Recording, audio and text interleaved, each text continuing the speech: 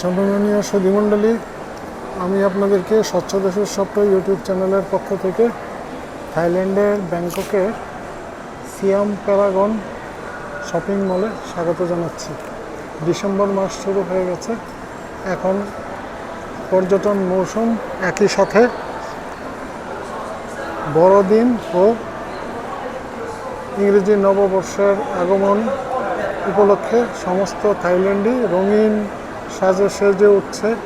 যদিও রাজমাতার মৃত্যুর কারণে উচ্ছ্বাসের কিছুটা কমতি রয়েছে, তবু আপনাদেরকে তারা সেই সুখ প্রকাশটাও করে যাচ্ছে। একই সাথে মানুষকে, যারা পর্যটক আসবে তাদেরকে মনোরঞ্জনের জন্য চেষ্টা করে যাচ্ছে। দুইটার সম্মিলন বলা যায়। এখন আপনাদেরকে সিয়াম প্যারাগনের একটা ফ্লোরের কিছু অংশ দেখাচ্ছি, যে এখানে সবই শৌখিন এবং মেয়েদের আইটেম আছে। এখানে আপনারা দেখেন, এই যে এখানে সব কসমেটিক্স দোকানে, এগুলি খুবই একটা ব্যয়বহুল ব্যাপার। একটু ধারণা দিচ্ছি আপনাদেরকে যে এদের শপিং মলগুলি, এই যে দেখেন বড়দিন উপলক্ষে এই বিভিন্ন জায়গায় সাজানো হয়েছে।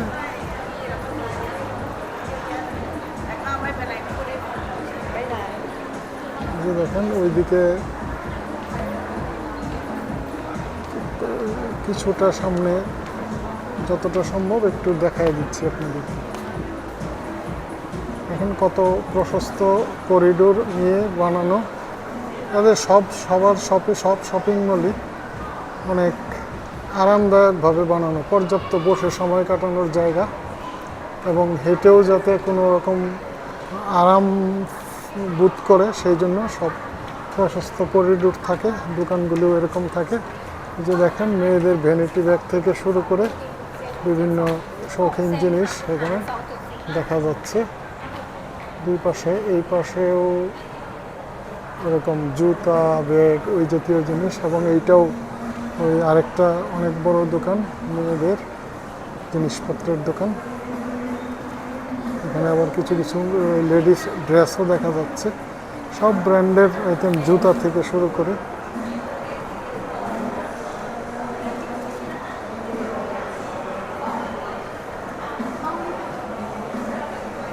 কিছু দোকানের পরিবেশ সম্পর্কে যারা এখানে এসে দেখার এখনো সুযোগ পাননি, তাদেরকে একটু ধারণা দেওয়ার জন্য এটা দেখাচ্ছি আমি কিছু অংশ।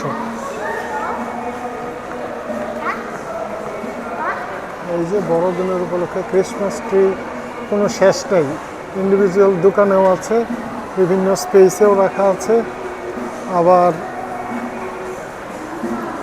বাহিরেও প্রধান ইয়েতে একটা বড়, অনেক বড় আছে। এই যে এখানে দোকান,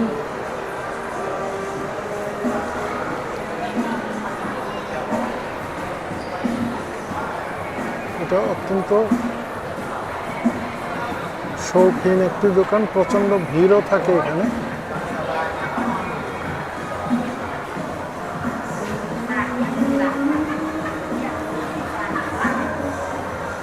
এখানে আরেকটা রাস্তা আরেক দিকে গেছে, সেখানে একটু জাস্ট একটু চিত্র দেখাচ্ছি আর কি, তো একটা ধারণা দিচ্ছি একটা শপিং মলের। দেখেন কত ফাঁকা জায়গা রাখা, যে এদিক দিয়ে ঢোকার এবং বের হওয়ার রাস্তা, বাইরের অংশ। এটা অনেক বড়, বেশ অনেক উঁচু পর্যন্ত। সিয়াম প্যারাগন আপাতত এখানেই শেষ করি। কিছুটা দেখাইলাম আপনাদেরকে। আমরা হয়তো এত সুন্দর, এত প্রশস্ত জায়গা রেখে বানাইতে পারবো না, আমাদের জায়গার সংকট আছে। তারপরেও চেষ্টা করব আমাদের যা স্থাপনা আছে সেটা একটু পরিচ্ছন্ন রাখার জন্য, পরিপাটি সুন্দর রাখার জন্য। এই প্রত্যাশা রেখে সবাইকে ধন্যবাদ জানিয়ে এখান থেকে বিদায় নিচ্ছি। ধন্যবাদ।